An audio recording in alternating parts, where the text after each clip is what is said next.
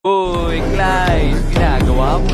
Tara dito, Clyde. Tinutulungan namin si Rio mag-isip ng pick-up lines kasi i-chat niya yung crush niya. Aba. Nagbibinata na ang Rio Parinig nga ng mga pick-up lines mo dyan. Sige.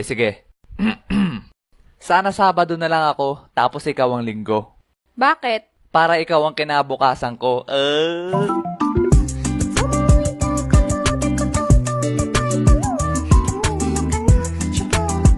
Iba naman. Laos na yan.